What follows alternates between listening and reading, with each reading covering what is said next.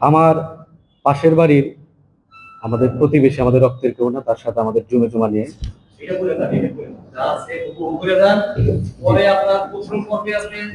আচ্ছা, গত 31 মার্চ রাতে গোপালপুর উপজেলা মির্জাপুর ইউনিয়ন বড়শিলা গ্রামের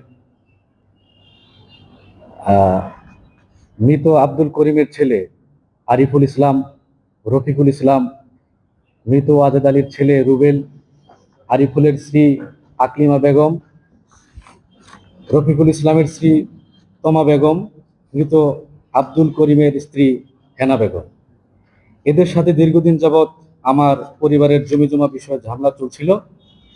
এরপর 31 মার্চ তারিখ সন্ধ্যার দিকে আমার বাড়িতে হঠাৎ করে লোকজন নিয়ে বাড়ি মাপার জন্য অজুহাত নিয়ে এসে পূর্ব পরিকল্পিতভাবে হামলা করে।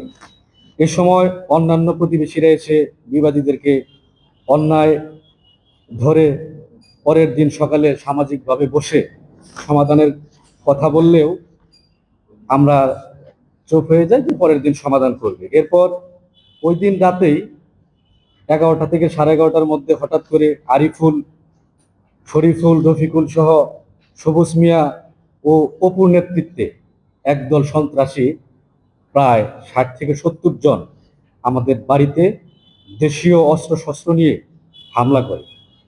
তারা আমাদের জানালা ভাঙচুর করে, আমাদের দরজা ভাঙচুর করে এক পর্যায়ে তারা ভিতরে ঢুকে যায়। আমরা ভয়ে এক রুমে যাই। লাস্ট পর্যন্ত আমরা ওয়াশরুমে যাও পালাইতে বাধ্য হয়েছি। আমার ছোট ভাই এবং আমার ছোট ভাইয়ের ওয়াইফ, আমার বোন, আমার মাকে তারা মারধর করে, জখম করে। আমরা কোনো উপায় না দেখে 999-এ ফোন করি। 999-এ ফোন করলে আমাদের থানার ওসি মহোদয় সহ থানার পুলিশ স্টাফ আসে, আমাদেরকে ঘটনাস্থলে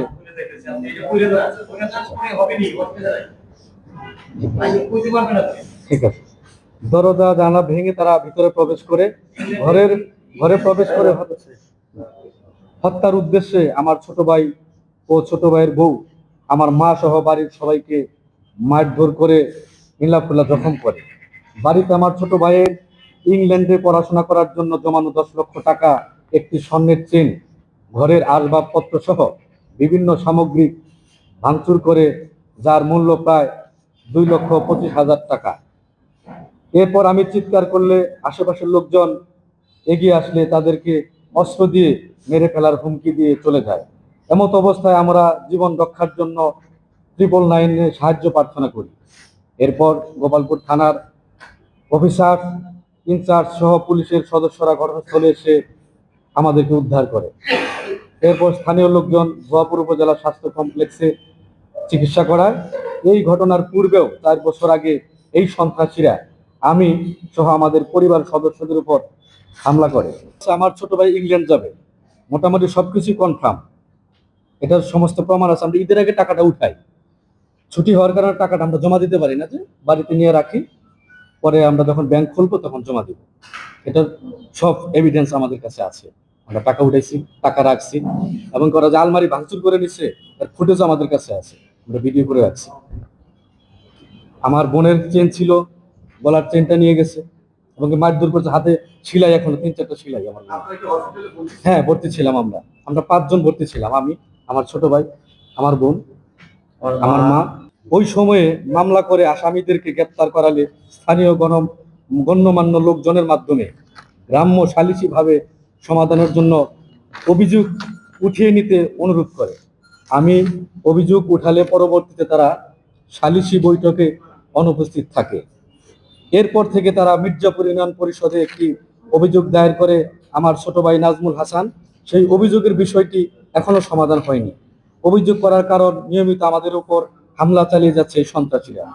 প্রিয় সাংবাদিক ভাইয়েরা, আমি বাদী হয়ে গোপালপুর থানায় একটি মামলা দায়ের করেছি, যার নাম্বার ধারা 143, 447, 448, 323, 326, 307, 379, 380, 427, 506, 111, 34, পেনেল কোড 1860।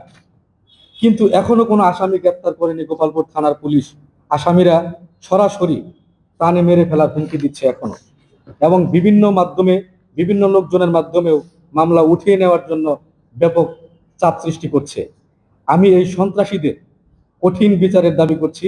আমি জেলা প্রশাসন, জেলা পুলিশ সুপারের কাছে অনুরোধ করছি যেন অতি তাড়াতাড়ি আসামিদেরকে গ্রেপ্তার করে বিচারের মুখোমুখি করা হয়। প্রিয় সাংবাদিক ভাইয়েরা, আপনারা জাতির বিবেক, আপনাদের কলমের লিখনি দ্বারা আমি যেন সন্ত্রাসীদের উপযুক্ত বিচার পাই, সেই জন্য সংবাদ প্রকাশ করে সহযোগিতা করার জন্য অনুরোধ করছি। আপনাদের সকলকে মূল্যবান সময় দেওয়ার জন্য অসংখ্য ধন্যবাদ জানাচ্ছি। খবরের কাগজ, এখন খবর হবে নিখাত, নির্ভীক, নিরপেক্ষ।